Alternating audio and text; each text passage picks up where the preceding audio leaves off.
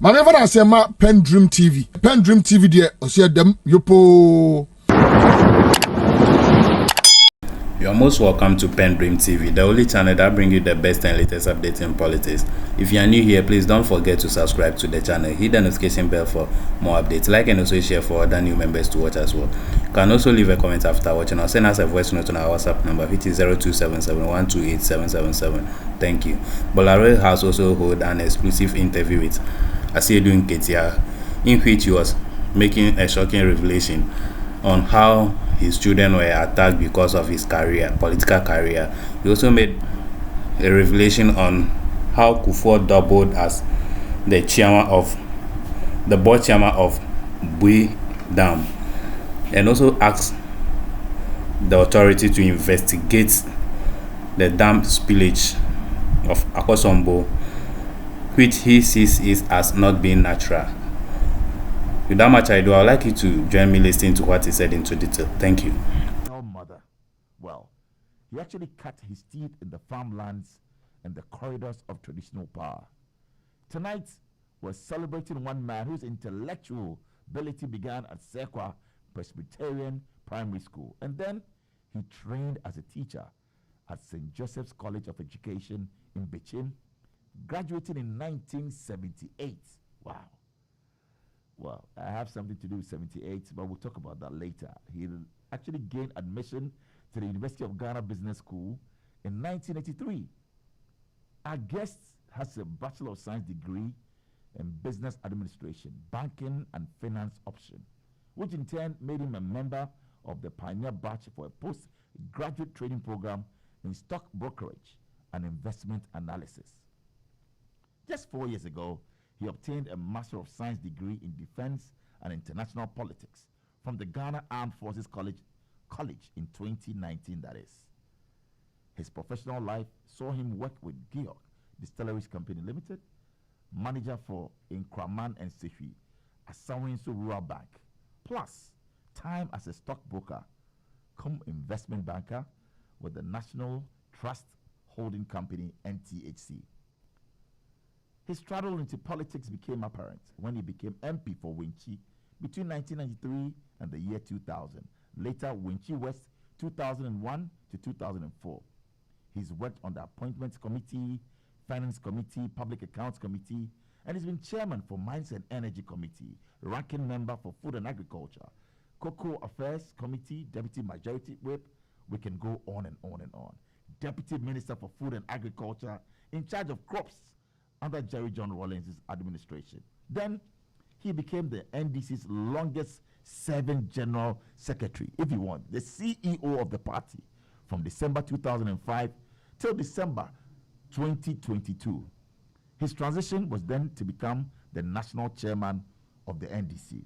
Is it nursing an ambition to become the president of Ghana one day? Well, tonight we're here, the man who has also gained recognition in international politics, because in 2017, our guest was elected vice president of the Socialist International in absentia in Cartagena to succeed the former prime minister of Portugal. And he's done a lot of things. So it's the level of accomplishment all he has ever dreamt of. What really defines his special personality? We'll talk about a lot of things tonight as we welcome the man and celebrate him. And also what makes him to be compared to arguably the deadliest tropical insect, the mosquito.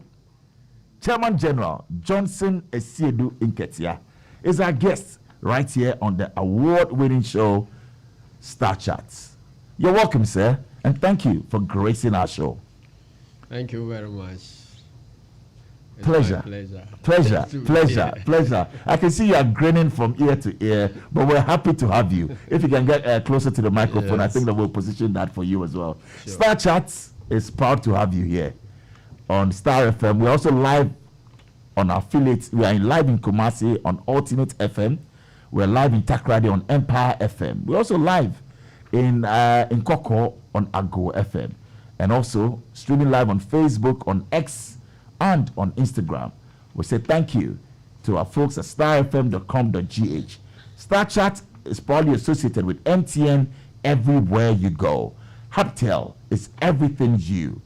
Tabia Takum, Barima Bia Ye Takum, and of course, Koa Mixture. Koa Plus Mixture, we say thank you. My name is Bolare, and I'm your guest. Well, I'm your host, I should say. Our guest is here, and he's mesmerized all of us. So I really want to be a guest. Maybe you want to interview me, but welcome once again, General Mosquito. Thank you, my brother. As far as titles go, which one do you love the most? Chairman Star General 103.5 or General FM. Mosquito? It's your choice.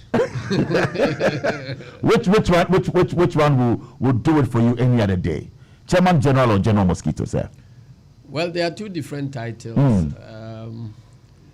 I came to the party office with the title General Mosquito already. So Right. many people think that it's because of my being a general secretary that I was called General. So that's why we want to get into that. Why that name? Because arguably the deadliest insect in the tropical, Africa, the mosquito. Why that name? Why did you end that, General? We want to know the Well, story. in Parliament. And it has to do with my work on the appointments committee. Right. Yeah. And it was actually given me by my colleagues in the NPP in Parliament. Oh, the NPP MPs. Yes, Okay. and it was intended to, as a derogatory title. But Oh, really? the teacher... Just to mock you, just to being the make teacher fun of that you. I adopted it and shamed them. So what was made to break you Yes, actually made you. Yes. You took the name. I took the name. Why did they call you General Mosquito or and many Mosquito? people are naming their children General Mosquito Oh, in really? the country. In the country? Yes. People are naming their children. yes. Interesting. What will make you say, wow, I really have a good day? What will make you say that? Oh, any day I feel satisfied that I have been of service to my fellow human beings. I become happy and I sleep well. Right. Any day I feel that I've mastered courage to do things that will serve the nation, even though many people are scared to attempt them. I sleep well. You sleep well. Yes. You are not afraid to take risk. Not at all. Not at all. Not at all. What is your biggest fear in life, General Mosquito? Failure. Failure. Interesting. You know, it's said that every brave man is a coward. But just that he is scared of things that ordinary people are not scared of. That's right. That is it. Have you ever failed in an endeavor? Oh, sure. A Why case in not? point will be what? Being a human being, you certainly will fail. But it depends on what you do with the failure. What is it that you failed in and you're able to turn it around, General? Well, there are things you aspire to get, you don't reach there. In politics, I failed once to become the presiding member of my district assembly. I was let down by people I trusted, and so the first round of the elections ended with me trailing by 7 votes to the person who emerged first. But that was not all. The rules require that the person should have 60% or so, a Right. certain percentage, to test majority. So I was happy that somebody who could easily be my father, who could have taught me, and so on, and I was able to come that close. So I just called him and said, "Oh, I'm congratulated him. yielding, so Wow. he should Wow. Star proceed," because I didn't 103.5 want FM. the assembly to be, stuck with difficulty of not having a presiding member. Right. Okay, so I volunteered and said he should take it. But the subsequent election, You won. they came to no. Those who thought they were supporting him realized now that I could be a better person. So they went around campaigning for me without my consent. And when the time came for the elections, I declined. You did? Yes, I declined and allowed the same person they hated to go the second time. Interesting. Just to teach them a lesson. Interesting. So in all of this, it speaks volumes, and we'll come to that. But I want to know, you work so hard. Do you get enough time to rest or to sleep? Do you sleep enough, General? Do you wish that you had time to? I'm not a doctor, so I don't know how much But sleep. considering all, sleep is enough. they're saying 8 hours a day ordinarily. Okay. Do you get that or less? Well, at times I get more than that. At times I get less than that. But I'm always conscious about my health. So when I work throughout the week and I realize that I need help, I can set out a whole day to sleep. Wow. And when I'm on the road, I make sure that the little opportunity I get, I sleep. So I always have a pillow in your car? In my car. So you always have a pillow in your car? Yes. A lot of the youth are listening, and people who look up to you, want to be like you. It's life lessons that we are picking up. Nuggets of wisdom and of course, life lessons. I have looked at your pictures over the past decades. I mean, I've seen that Francis Alban was in your house. We got videos to, speak to that. You have barely changed. What's your secret to never growing old? Well, maybe it is genetic. I wouldn't know, but I try to be myself. So I don't worry a lot. You don't? No, I don't worry a lot. And I take life challenges as they come, and I try to be, jovial and laugh a lot. You don't go to bed angry? No. You don't? No, if you go to bed angry, you harm yourself. You think that you are harming the person who offended you. He will be sleeping, and then you will be having a double tragedy because he has offended you, and then you are hurting your health. So you don't at all? We've seen you in arguments. I mean, videos where you're angry and you're speaking to... So it ends there. You don't carry that to your sleep. It ends there. My colleagues in Parliament know. They know. They know me. At times I can have very bitter argument on the floor of the house. But immediately we get out of the house, I hook up with whoever I argued with, and then life goes on. Interesting. Good to know. We'll get to get into the hard talk, politics, and all of that. But still staying with you on the soft side. Let's look at your family. You're married with 5 children? 5 children, yes. Wow. Any of them taking after you, General? Yes. One just got elected as a parliamentary candidate. Right. Yes. You're excited about it? I'm excited. And the way it is going... He's going to annex that. He's going to take it. He's likely to take it. He's likely to take it. But it is not over until it is over. Is he in a comfortable lead? Yes, surely. And he has adapted my style so much. I don't put premium on money in politics. You don't? I reach out to people and touch their hearts and get my votes. Interesting that you brought this up. Any contest I have gone into, I consider my competitors having more resources than myself. Wow. But I decide to,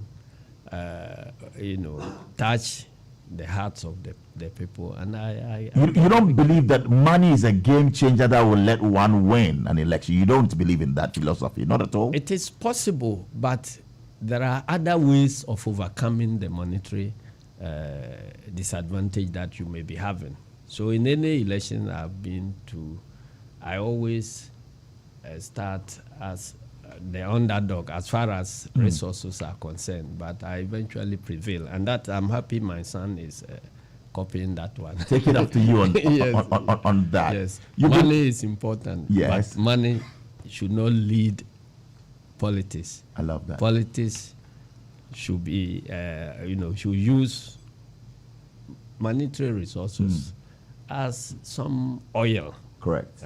But you cannot let politics lead. To fuel that ideology. You've been married for how many years, General? This year is 41 years of my marriage. 41 years of marriage. Yeah. What has kept you going? For many out there listening to you and looking up to you, or some will want to know, how did you do this? 41 years of marriage. One woman. Yes, God gave me a very good wife. Wow. That's all. Yes. Not your wife getting a good husband, but you had a good wife. Well, the next time you're interviewing her, you may find out. You may find out from her. But I have a wonderful wife who understands the sacrifices that I have to make in my practice, and she accommodates those ones. For 41 years, what has kept the marriage going from your perspective? Maybe because of our background. She's not somebody who puts a premium on money, finances, and other things. You know, in politics, if you have a bad wife, that can lead you to engage in corrupt activities. Because if your wife is nagging, look at what my colleagues are having, I don't have it, what are you doing? You are being cheated and all that. Then that may convert an otherwise principled person into somebody who will do the wrong things to be able to satisfy his family and so on. But my wife is a very modest person. And as we speak now, when I go to my village or my hometown, nobody is surprised seeing me riding a bicycle or walking in the streets and so on. So it's like whatever height I reach, if I fall, there will be no difference. When I go back, I'll just mess into a valuable lesson for all of us that be you. Yes, be you. Be you. So now we are into farming. Wow. And she farms with you. She's there. Oh, she's the farm manageress now. so she spends most of the time on farm. And she has lived in Canada for quite some time and so on. But she returns and she still enjoys on the farm. Have they had to suffer, your family, I mean, because of your political journey? Any that you can recount or recall? Star 103.5 FM. Several. Yes. A case in point will be? Well, my children, as if their employment and their businesses are attacked because of me. Your children's business are attacked? Yes. Because of you? Because of me. What kind of business are they in? This is interesting and intriguing as well. That under the political climate, because of you, your children are attacked and their businesses. A case in point will be what? What happened? Well, I don't know whether I should narrate them. Why not? Just a case in point will be what? What happened, General? Like my daughter, who is my firstborn, happened to have done the same course that I did at the university. Banking and finance. Banking and finance. She got internship. She was promised employment after that. Eventually, she performed very well, both at the internship and the final results. Surprisingly, everybody else who was in the internship program was employed by that financial institution. And then people were wondering and asking questions, why? But where is Amma? And then the management kept lying to people that, the father has taken her out of the country for better opportunities. But my daughter was actually in the house. And she was never... Which year was this? I don't want to... No, but it's important that we get to expose that financial institution. It was the year when we were in opposition. So the year, not the financial institution. During President Kufuor's time. During President Kufuor's time? Yes. And you can state for a fact 100% that it was because of you? Oh, yes, because eventually, when we won the election in 2008, they came begging. The bank came begging that I should bring my daughter. Interesting. I said, oh, but if she has failed, let her remain. She has failed. So the fact that I come into government does not convert my failed daughter into, Wow. So, and my daughter too took after me in terms of being very principled. They prevailed upon her. When they saw that I was not yielding, they went behind me to ask her to come for appointment. Let her and she didn't come out. She said, no. Interesting. Because if you are employing me because of my father being in government now, next time she leaves government, you sack me for any reason. So she never did. Then she went to, she was employed also on probation in one of the state, another state institution. I think that deals with insurance or something. Okay. Everybody who was on probation was employed. And this was when we were in power. But she remained a temporary staff for several years.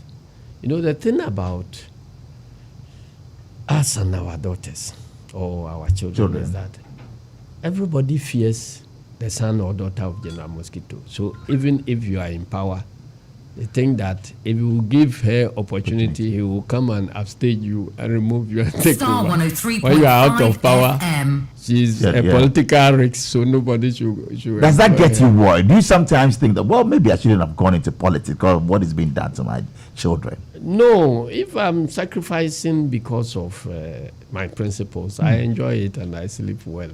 And I've tried to bring up my children to also accept that type of thing. My son was working at in a private company at the port,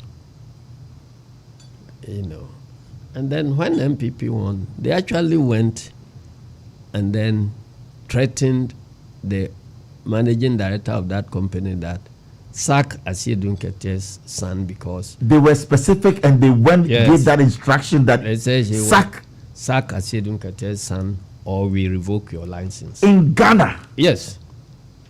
Wow. So he was sacked. How did you receive that news, General Mosquito? But it is public. They came to report to me. Wow. And then I said, it doesn't matter. If I'm in opposition and my son is being punished, I've groomed them to understand that life is war.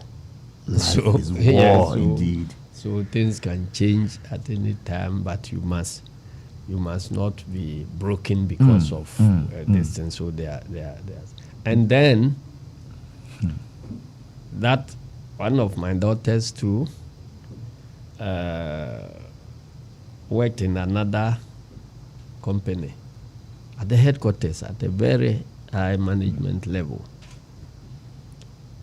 She was prevailed upon to do something wrong, and she refused.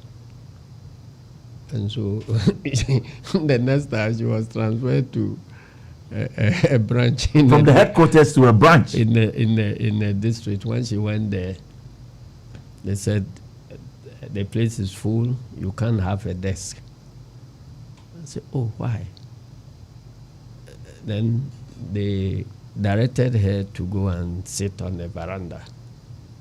Wow. And asked her to go and look into places where they kept broken chairs and tables and so on to see whether you can get one to come and sit at the veranda. Interesting. This is somebody from the headquarters at high-level management. High-level management. So, but all she also enjoys those things. So he said, as for me, so long as you keep paying me.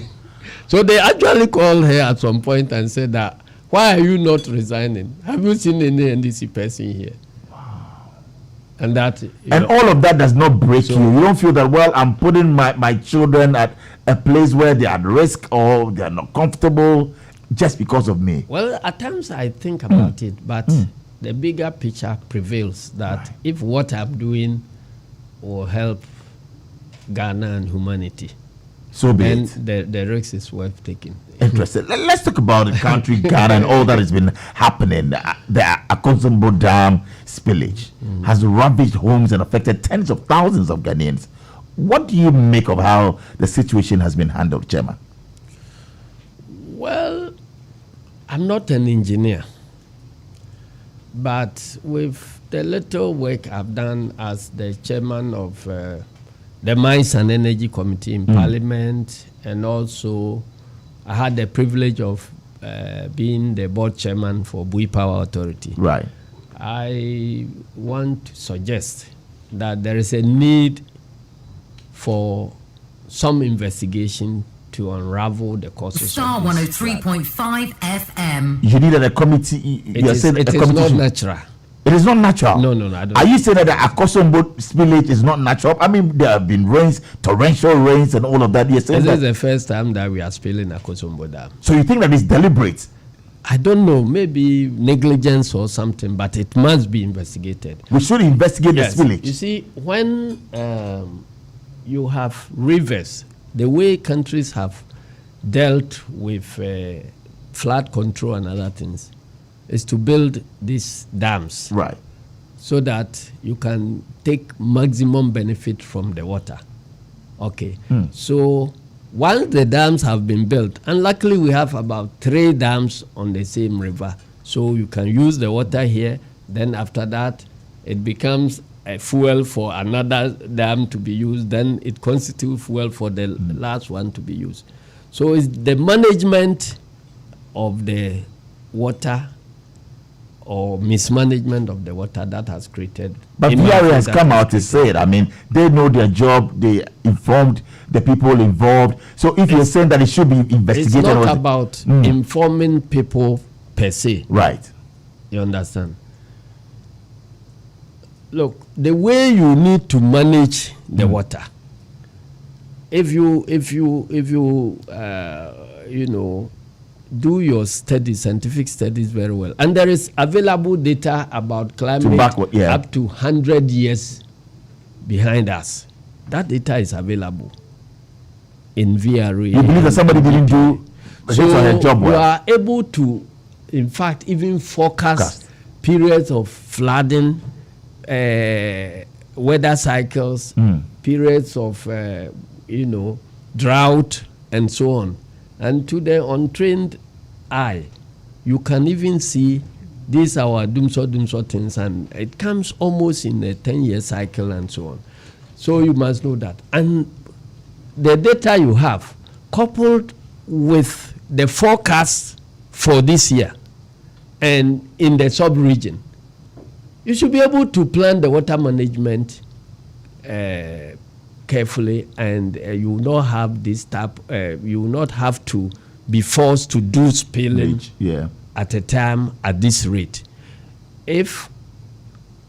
And Ghana is not the only country. If you go to other areas, Holland and other places, they have mastered the art of managing the water. Okay, so if you Bui, for instance, you know that the studies have shown that even though Bui has a 400 megawatts capacity, the waterhead is not sufficient to sustain it running fully throughout the year.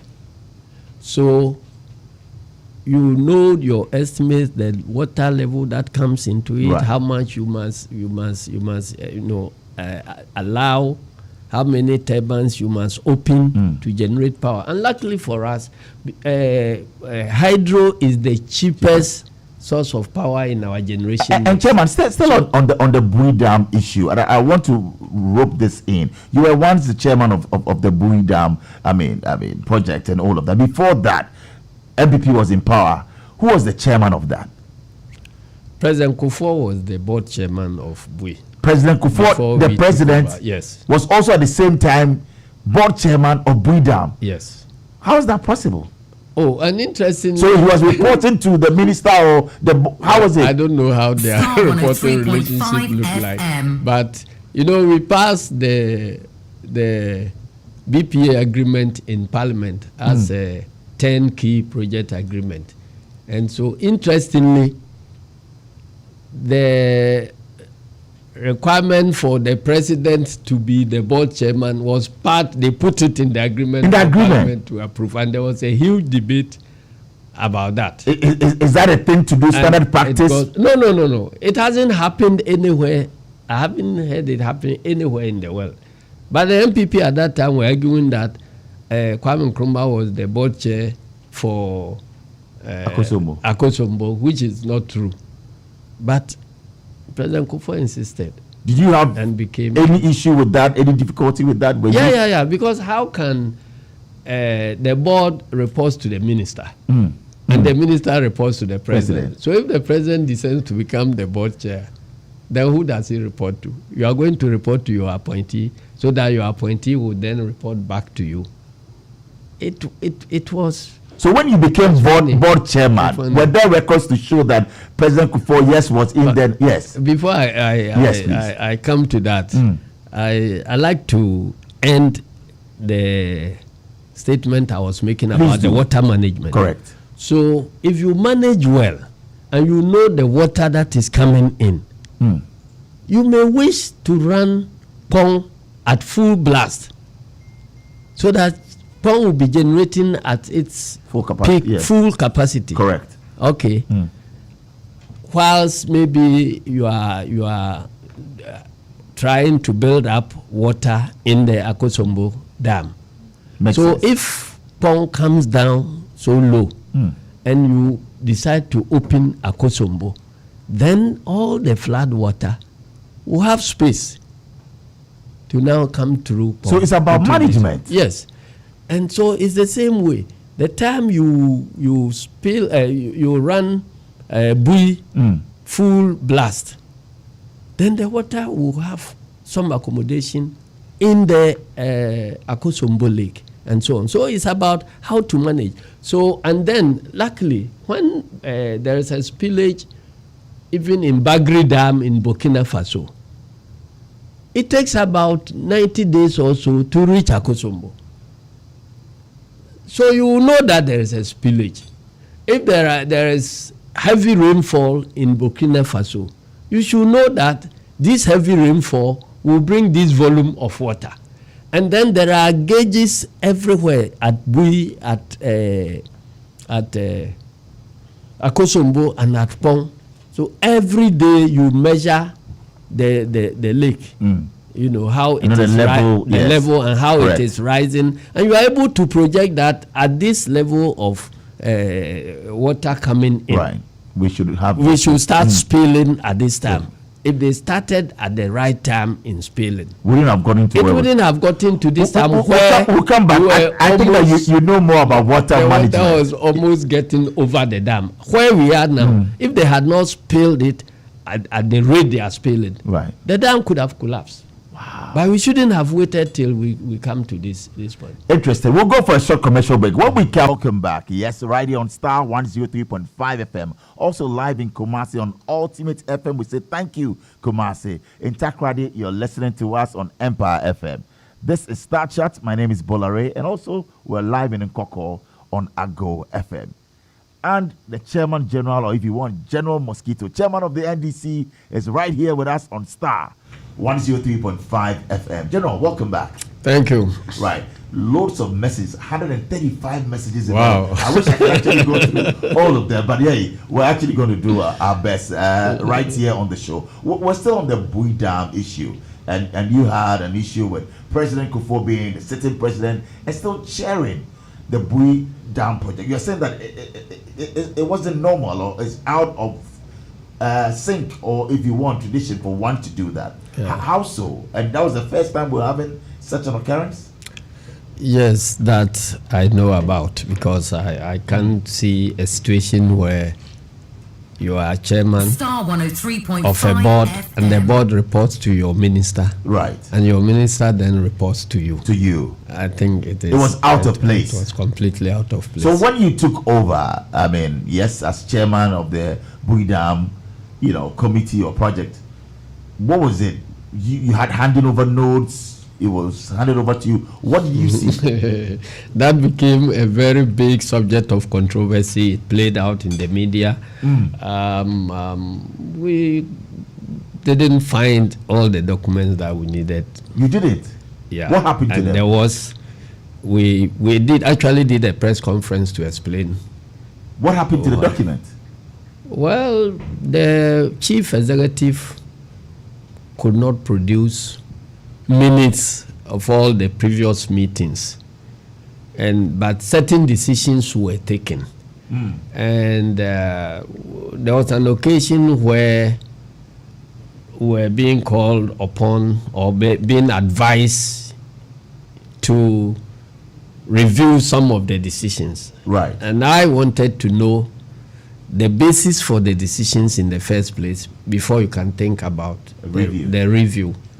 But the documents were not, the minutes, covering. What do you think happened to them? What happened to those documents? Well, we when we announced it, Fred Owari came to challenge me and said that no, he has all the documents. We were at a radio show like this, and then he was asked to produce them. He said somewhere copies were even in his car. He was going for it. He went and never came back. He didn't come back. No. So, but still, that was the truth, and so we're asked to, for instance, the land that had been acquired for the project was found later to be about 3 times in excess of the requirements of the project.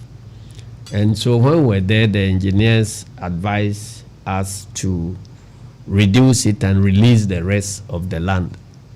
And I said that, well, I need to understand the motive behind that acquisition first. Right. For us to judge whether those reasons were no longer valid before we can then take a decision to reduce. And the minutes were not available. So we insisted that then I will not preside over a meeting that will review that decision, because I don't know how that decision And was. you didn't? And so at that point, I then requested that they should invite the former board chair for him to throw light. And that was President Kufuor? Yes. But everybody was scared to write that letter.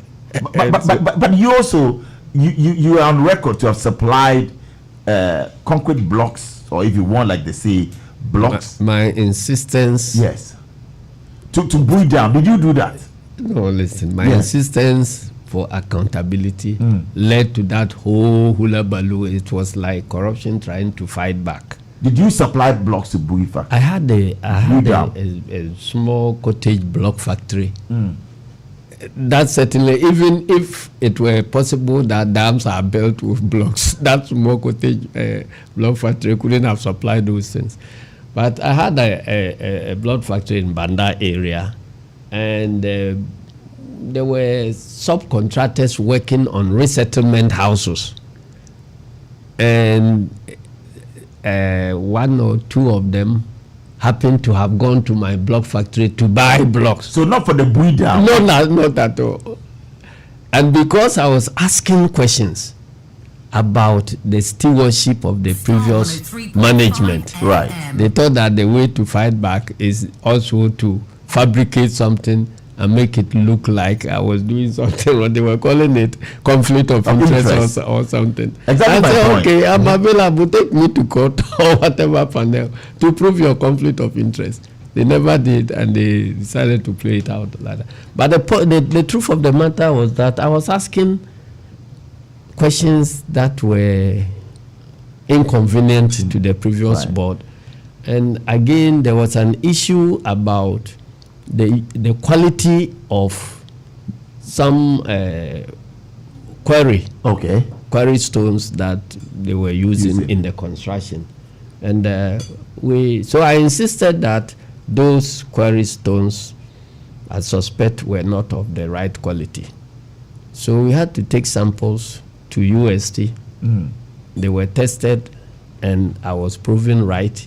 They insisted that no, I must have influenced the UST assessment. So we had to call our consultants, Corner Bellier, from France. They came, took samples, tested them, they brought it, and they realized that what I was saying was right. And so you were vindicated? Yeah, so they were forced, because that was my constituency. Okay. So I will not preside over a project which will deliver some shoddy job. Everybody else will go, but I will not change my birthplace. So I was insisting that the right things were done. And you think that is why you were attacked incessantly? Yes, yeah, they told me. They told me that you were asking a lot of questions. You sit there, you will see. And so they did all that they did. But eventually, I insisted on the right things, and I got them done. That's why we have the... Throughout this interview, you've stated and you've reiterated that you're a man of principle. Sure. In terms of principle, we had two key leaders. I mean, there have been significant resignations this week of two key National Cathedral Board members. How will this affect the president's pet project to build a monument to the glory of God? In fact, their resignation has also vindicated some of us, because I have always said that President Akufo-Addo's style of politics is that he will use other people as fronts to do all the bad things, and then he withdraw and then leave their reputation in tatters. Are you sure that's what the president does? Yes, that's why there are several examples of. No, that's too harsh, General Nketia. Chairman. Yes. Do you remember when the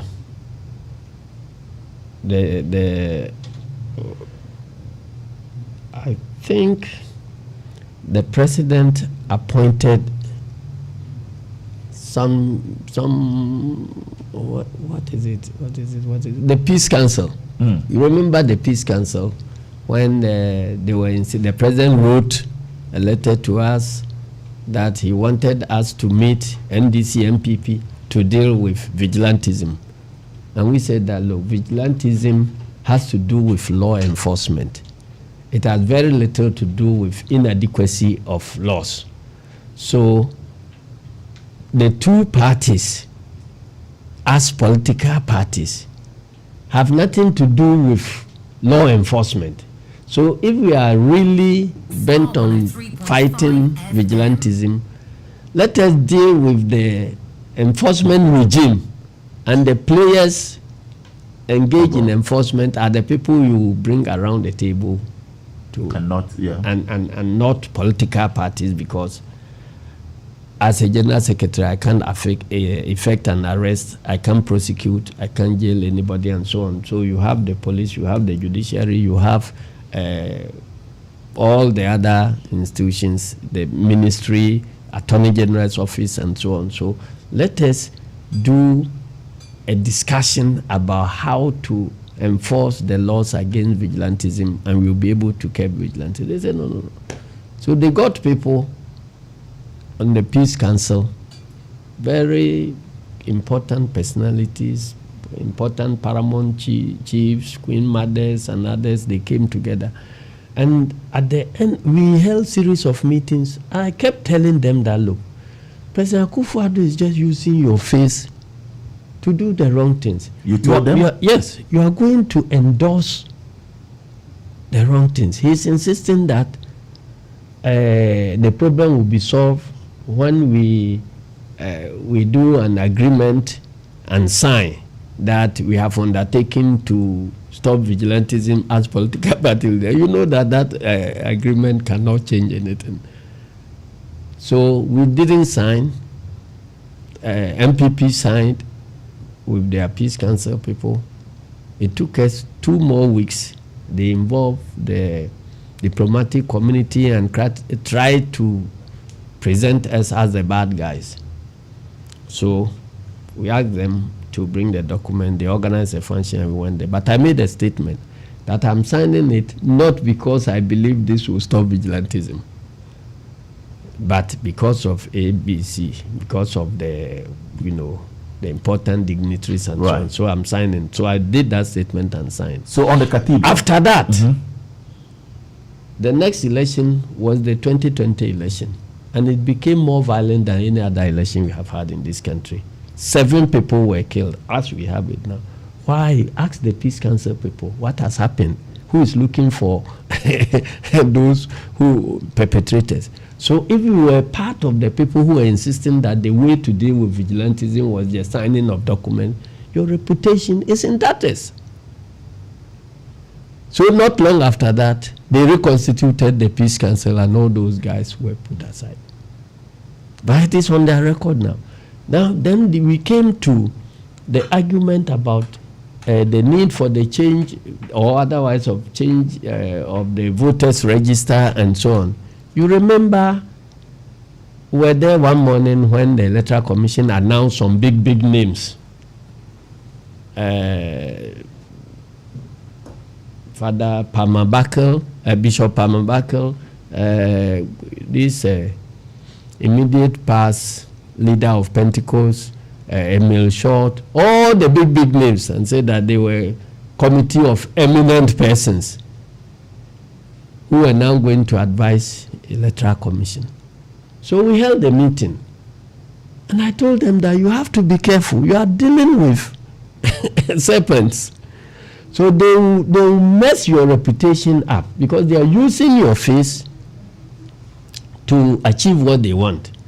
And so when there is trouble, they will say you are part of it. Lo and behold, at that meeting, we said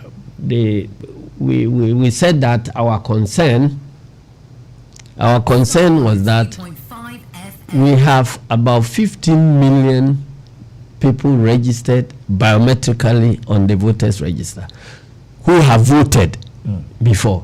So it is wrong for you to compile another voters register without reference to those 15 million. So anybody who is having an existing voting card should be allowed to use that one as a basis for registration, a breeder document for registration. Then the Electoral Commission told them that, oh, look, what NDC is telling you is lies. We have already printed all the documents and that we are going to use to do the registration. And here, question and answers. This is it. We have accepted that they will rely on the old voter card. So this is it, black and white. They showed it in all the documents, their public education document they had prepared. So we were forced to sign that we now agree. And I told them that you were being lied to.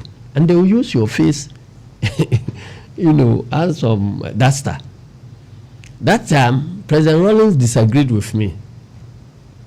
When the committee was formed, he came out and said it's a wonderful idea. And so I said, you don't know what you are talking about. You told President that? Yes, I said that these people, they are up to something. They even put our own Nanatu Dazi there as well. Eventually, 1 week after they lied to that committee of eminent persons that they were going to use the existing voter card, they announced that they will not use the existing voter card, and that committee had never met again, and the voters register was conducted based on things that were not in the so establishing your point, and then you come to National Cathedral. You come to citizens vigilante. My comrade Martin Amidu, when they were establishing this, what do you call it? Private office of a special prosecutor. Right. Comrade Martin Amidu had risen to some popularity as a top anti-corruption crusader. And so they found the need to use his face to achieve what they wanted to achieve. without intending to fight corruption.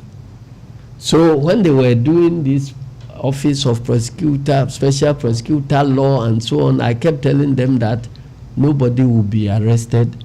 They are just using it as a facade. So I actually declared publicly that I wish my comrade Martin had not accepted this. Did you reach out to him? No, personally no. No. Okay. I wish he had not accepted this thing, and that they are going to damage his reputation. And I predicted that he will not be able to arrest or prosecute anybody because he will not be allowed to do what he should be doing. But it will come to a point where he will resign. You said that? I said that. Then lo and behold, everything came to pass. In the end, Martin came to declare the president as the mother serpent of corruption in Ghana.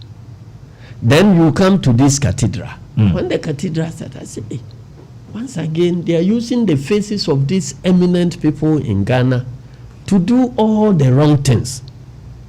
How can you begin building a cathedral and with all the old government bungalows and government lands that are available in Accra, you couldn't find any other suitable place than to go and demolish residences of judges. But Chairman, that's a project to build a monument to the glory of God. Are you against that? I am saying that, has God declared that he is homeless? When did God say that? There are several such monuments there. So it's about national priorities. And I kept saying that, look, this project, President Akufo-Addo had no intention of building any cathedral. No, you can't say that. I mean, you need one. Yeah. Because the man says, I'm building it from my personal resources, when he knew he didn't have those resources. Why? If sitting here, if I come to lie to the whole country that tomorrow I'll buy a private jet, and they know Nketia cannot buy a private jet, and I still fool everybody that I'm going to buy a private jet. He wanted something to siphon public funds for some purpose, and so it must go through a certain project. That's all. Right. So that was why he advertised the thing as a private project, and then it turns out to now be, we don't even know the so with the significant resignations so the resignation yes. is a vindication, because my colleague Okujato Ablakwa, when he started this crusade, people were insulting him. Even one of the people who have resigned now, Archbishop Duncan, he attacked him as whatever he was doing was coming out of envy because it was not being built during NDC time and they are building it and so on. I wish you could invite them for a talk show like this. He's going to be one of my guests soon. They can answer all the questions. And I knew that they were touching on the wrong note, because if you are working with Nana Akufo-Addo and you begin talking about auditing and accountability, then you are on your way out. No, I don't agree with you. I think that is very harsh, and if he's saying that because he's a man of accountability, he gets in there, he has people out there who are actually fact checking, and also. What has he ever accounted for in Ghana since he became president? Well, his stewardship. I mean, he's out there. What has he accounted for? So you decide, there are democratic structures to hold people to account. Right. You don't allow those democratic structures to work, and you are going out blowing your own horns that I'm the person who has fought corruption the most, I'm this. When the verdict is being churned out on daily basis, he says he has been the president who has fought corruption most. The most, yes. You ask him and say, I have spent more money on anti-corruption institutions. If leadership is just about spending more money and then that constitutes achievement, then they should bring the money and But he's come out to also say that not everyone who is elected into public office is a thief. and that perception must be addressed. But some are thieves. Some are thieves. Yes, but some not are everyone. Yes, it is true, because we are all elected. So you agree we with are all elected into public office, but he cannot say that no one elected to public office is a thief. Look, if you check the works of Socrates more than 2,000 years ago, he was arguing against democracy. Democracy didn't come easily like that. There were people who argued against democracy. Plato and Aristotle were arguing for philosopher king, the idea of philosopher king and so on. So Socrates once said that democracy must fall because it will try to tailor to everyone. The poor will want the wealth of the rich, right? And democracy will give it to them. The young people would want to be respected like the elderly, and democracy will give it to them. Wow. Women will want to look like men, to be like men, and democracy will give it to them. Foreigners would want all the rights of natives. Democracy will give it to them. Is that not true? All these things are true. But he said that thieves and fraudsters will want important positions in government. I want to repeat that. Thieves and fraudsters, right, will want important positions in government. I want you to hold on. I have a surprise for you on the line now, and let's see who we have on the line. Hello and good evening. Hello.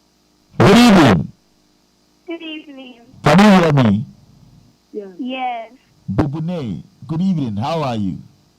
I'm fine, thank you. And you? I am blessed, Bubune. So, you know what? We have your grandfather right here in the studios.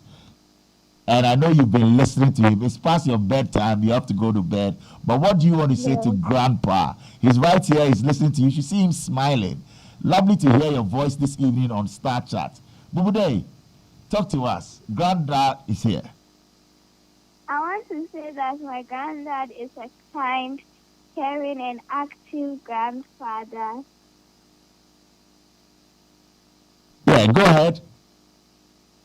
He tells me stories. He always loves to see me smile. He takes me around his farm on the ATV when we visit him, and I wish him good life, long life, good health, and prosperity. Wow. So your granddaughter is wishing you long life, good health, and prosperity. And that's from Bubune to you, Grandpa. How does that make you feel, Thank Grandpa? you.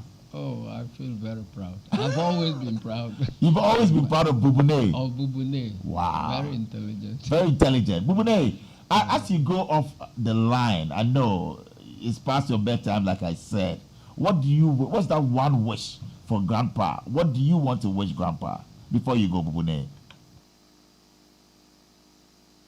Hello? I wish for him to become a president.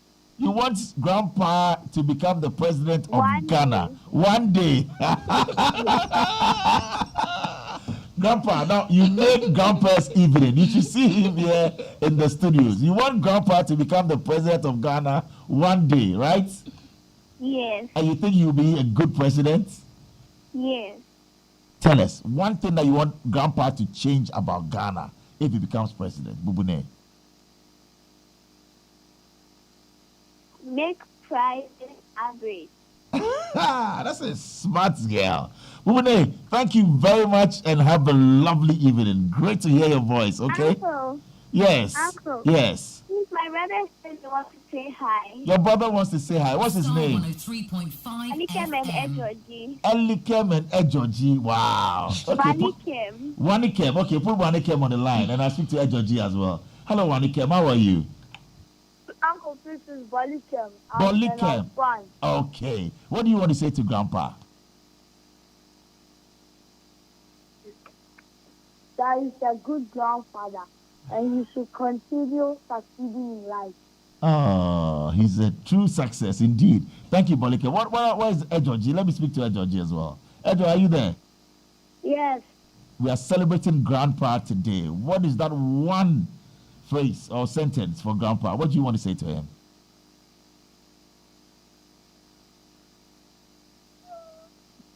Hello. He's a loving grandfather and very, very kind. Oh, you all speak well. Great foundation, and we salute you. You know what? I know tomorrow you are going to school, so you have to go to bed. But thank you very much for celebrating Grandpa with us, okay? Okay. Wow. You paid your dues. Chairman General. Yeah. This is interesting. I mean, to know that they all follow you and they love what you do. Aside your busy schedule and what you do, they're so proud of you. Yes, I take them to farm every holiday. You do that? When they have a break, vacation, I take them to farm. Wow. And then so to teach them about our roots and let them learn modesty. Right. And so I'm proud of my grandchildren. They make me happy. They make you happy indeed, and I can see. Yes. Well, lots of messages, like I said. This one says, it's from Vincent Kumsin. Vincent Kumsin says he's the constituency chairman of Abura Asebu Kwamankese. And he says, please let General know that we, the NDC at Abura Asebu Kwamankese, are so proud of him and how he's steering affairs of the party with his national executives. We shall surely take over power in 2024. It's from Vincent Kumsin, going out to you as well. Also from Caponi. Caponi sent in a message, and he says that I want to find out from General. We elect people to go into power, or we appoint them, and others also to do the work. They promise to lessen our burdens. We trust and we expect them to go into that office to initiate, work, and execute plans. Common problems such as fixing the healthcare system, roads, schools, power generation, etc. Now, it becomes difficult when they get into office. Can you tell us, as president, elected official, that their children who school here in Ghana will receive healthcare in Ghana? Will there ever be that time? That's from Capone, going out to you, General. You see, I was quoting Socrates. I didn't finish when Bubune cutting. Yes. I got to a point when I said that thieves and fraudsters will also want important positions in government or functions in government. Right. And they will get it democratically. And when they get it, they get that power democratically, and they are thieves and fraudsters. Then the autocracy they will exhibit will be worse than any monarchy or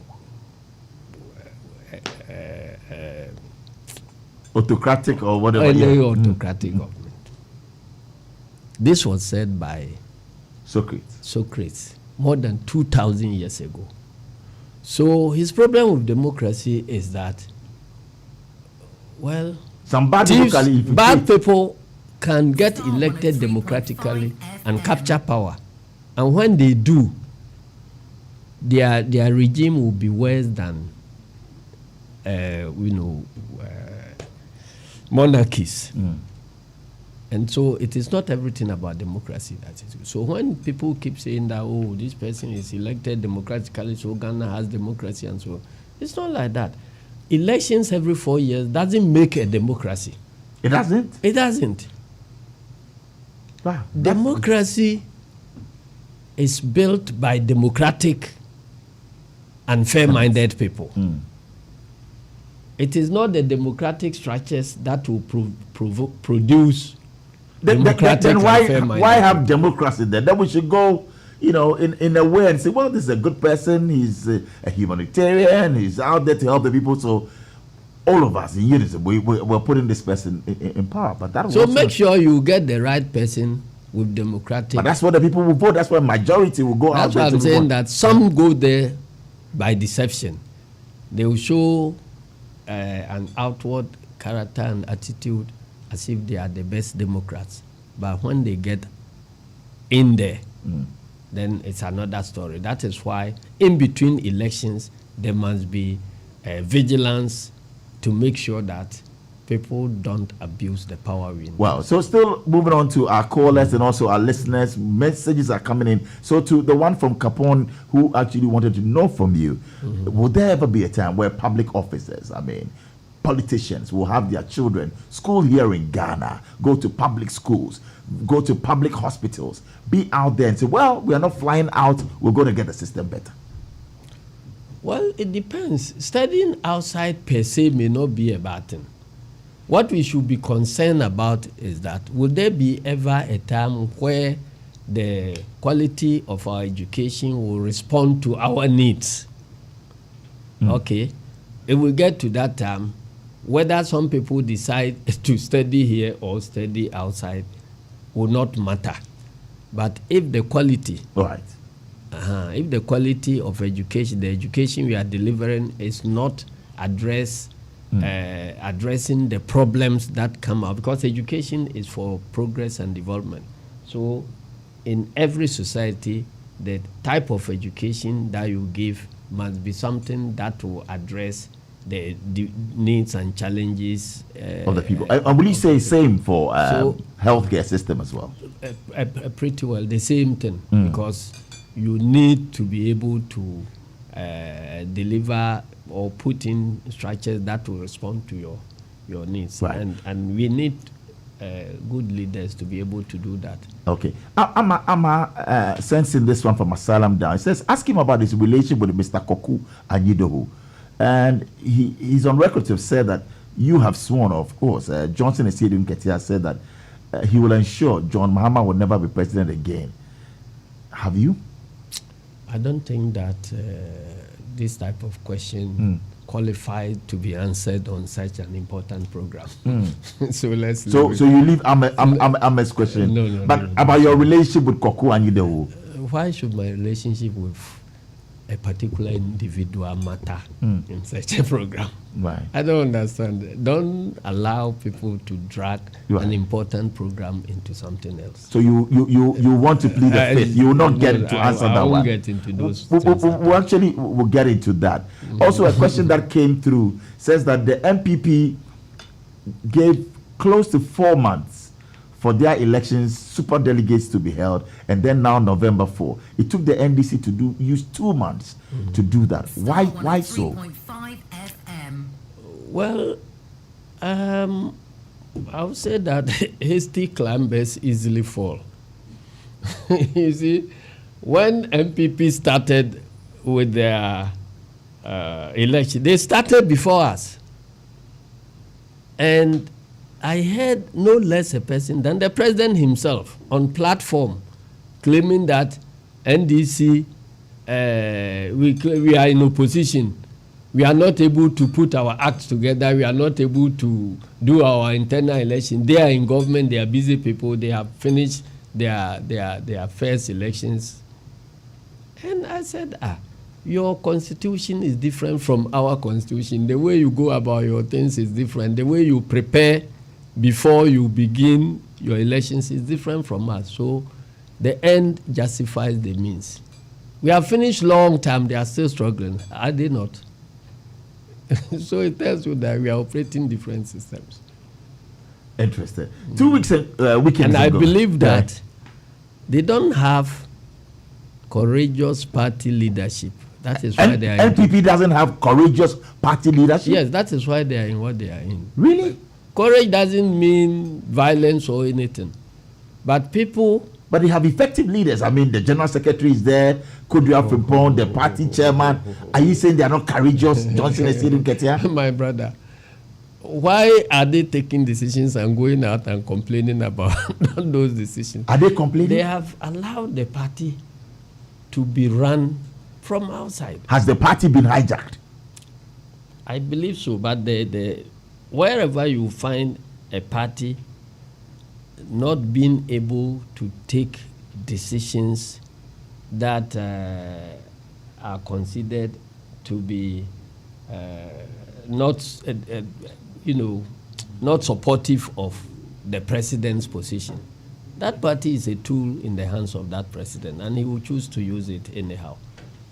But the party should be able to stick to their rules and their practices and everything. And that is where the party can do what they are established to do. Isn't that what they are doing? No, you see, this whole business of super delegates and so on and so forth, they could have, there are reasons to disqualify more than 5 of their 10 presidential aspirants. They didn't have the courage to disqualify anybody. Oh, they you say, oh, then let us go and let the people decide. So you spend money to do super delegates, and that super delegates has created a bigger problem for you. You feel that was needless, and they had every reason to disqualify even me from outside. I look at they had 10 people contestants in there that you should have disqualified from completely. They could have disqualified even more than 5. Really? Yes. And like who? Cogent. I'm not going to mention them, but I'm saying that 5. They have cogent reason. There was no need for this superdelegates thing at all. There was no need because they could have disqualified at least 5 of them. Looking at those personalities, if I were the general secretary and going according to their constitution, they could have disqualified about 5 of them. But they just gloss over and say, oh, we don't want anything like Ponto's Plateau. No, I'm washing my hands. Let the delegates decide. And they ended up in this mess. And you know, are they in a mess? Well, unless you ask them, from outside I see that they are in a very big mess. The NPP is in a mess. They are. But they set out the date November 4. They are having to choose between the devil and the deep blue sea. So, and that is why there are people who are complaining outside. That is why people are jumping ship. You see, when Nanado and his people decided to hound away elected national chairman, elected general secretary, and nothing happened, and the party was rushing to endorse that illegality, I knew their party was gone. So you're saying that the NPP party is gone at that time? So because you had a presidential candidate, not yet a president, and is able to orchestrate the removal of elected national chairman, elected national vice chairman, elected general secretary, and you were jumping over each other to endorse that illegality. How can any of the current executives take a position against what Nanado decides? Now that he's a president, he was then a presidential candidate. Now that he's a president, so you see, you look at what is happening. When my senior brother Stephen Tim, you know, we come from the same. Yeah, you're from the Bono. Stephen Yes. Tim and JFK were elected. People were jubilating that they were all Alan people. I don't know about their inside stuff, but they were jubilating that they were Alan people, so it will pave the way for Alan to do what they want. You ask yourself, how come they go and establish and preside over systems that will work against Alan to the extent that Alan will have to resign? Well, because they have now become toothless bulldogs. If you joke and they call you and say that, look, this is what the president wants, you either do it, or if this person becomes presidential candidate, they will treat you like Paul Afoko and Kwabran Japan. What would you do? 23 minutes after 8. It's getting interesting. Loads of messages right here on Star 103.5 FM. Francis Abba, our producer, is sending the lot. But 2 weekends ago, I should say, there was an unfortunate incident at the UTV studios when NPP supporters and some youth executives stormed the studios to demand representation on a live show. What do you make of that incident, General? I know, yes, they've been fined 2,400. Maybe they allowed, despite media allowed itself. They allowed themselves? They allowed NPP to believe that they can control whatever happens there. No, but and so that is why those guys they took No, but they took them by storm. They showed people. We've seen videos. Over the years. Yes. Over the years, they had created the impression that they can be controlled. Are you saying that despite media has NPP. created that opportunity or environment that they will be controlled by the NPP? Did you read the letter written to them? I did. I heard it. I mean, I saw snippets of it. Have they ever written such a letter to you? No. So how come your party people will sit there and believe that if we want this person out of the show, we can write to them and they will change? Are you saying despite media is NPP or sympathetic? I'm not saying that. I'm saying that just go behind, that letter. Why on earth would somebody believe that as a political party we can write to demand that cancel this show or change it in this way or do it in that way, sign on their letterhead and present it to you? That is why Despite Media also came out and they made sure that they, followed that to its logical conclusion. General. They are now, they've grown a tiger that is trying to devour them. that is the point. Yes, that is the point. Because you see, the price you sell yourself, right? That is what they will buy you for. Interesting. What are you alluding to, General? I am saying that what impression have they created to MPP for MPP to believe that they have control over the programs in that? No, but these are hooligans of the party. They are not, the party chairman has gone there to actually apologize. Yeah. Somebody wrote a letter from MPP headquarters. They've condemned that. Okay, if you condemn it, how come you were complaining about the letter being torn? The argument was that this is our property. A plus, by tearing that in, A plus has insulted the party. He has done this, he has done this. And you are at the same time, the same person is saying that the letter didn't come from you. Star 103.5 FM. What was the best approach to deal with hooliganism, fanaticism? Because last week at the Odododudu party office of the NBC, a journalist on City FM was assaulted for covering, the distraction for doing her work. Yes. Of party supporters. So clearly, beyond the condemnation by the party, what has happened to the corporates, General? We announced, is it yesterday or the day after our meeting on Tuesday, we've suspended the elections there. Okay. And we have set a committee to investigate and let us understand what happened, identify corporates. So you've not yet identified the corporates? No, you in party, what do you call it? In party management, there is procedure for everything. So if there are video clips or whatever, they've submitted to a committee chaired by no less a person than former Speaker of Then you should commend the NPP for taking swift action by bringing the people to book. Which people have they brought? The hooligans that were there, of course. Who brought them to book? What have they done to them? They fined them 2,400 cedis, and they is it NPP that fined them? Well, the courts did. So clearly, why are you asking me to then commend NPP when they have not fined? I'm not saying that commend them, but I'm saying that they've also gone there to apologize. They've seen to it that our team had also gone to. I was not even in Greater Accra, but before I returned, our people had already. The General Secretary had taken all the necessary actions, and the matter is being investigated, and whoever is found culpable will be punished. Will be dealt with according to law. We will follow that closely. And, so, please go ahead. So I'm saying that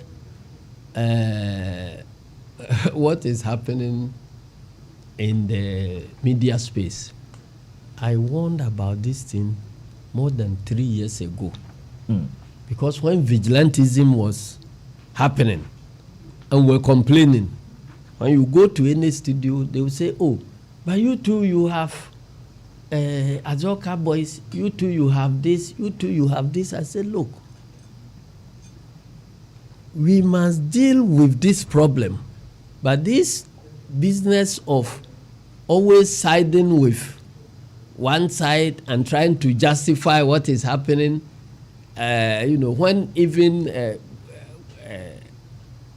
MPs were presenting petitions to Electoral Commission, the killings in Techiman, the killings in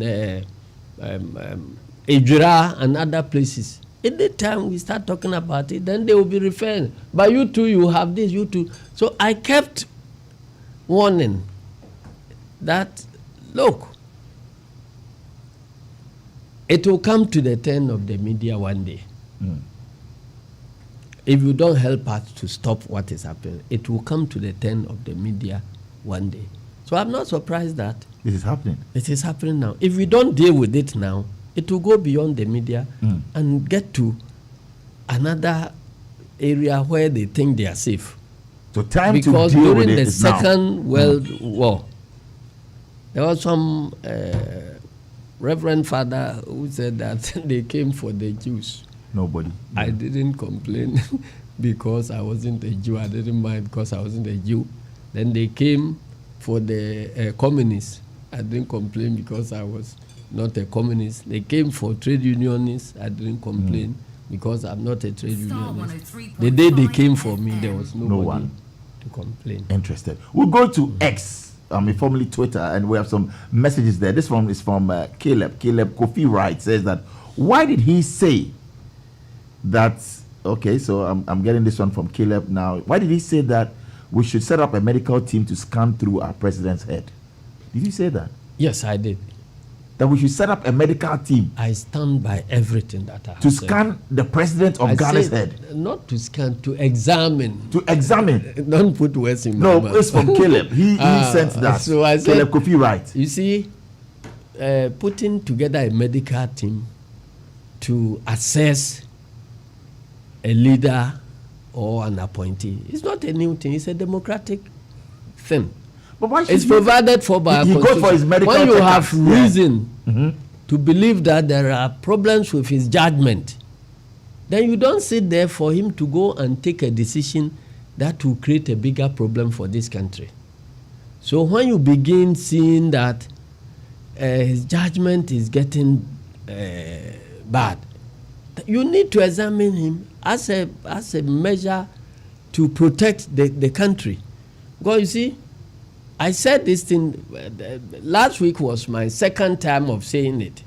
The first thing I said, the first time I said it, was when he pointed to the chest of the candidate of his political party in Asin North and said that he's useless, they should vote against him. Then I said there must be something wrong. Well, Then, look at what he has said now. we have messages. And you know that the president is the one who declares war.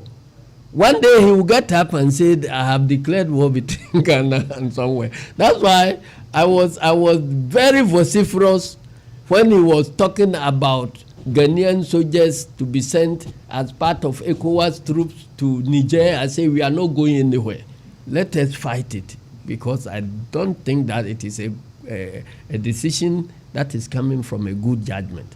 So I'm saying that if you see a pattern of wrong judgments coming from your leadership, you need to examine the source of those judgments and to find out whether the state of Ghana, the ship of the nation, is in safe hands. Wow.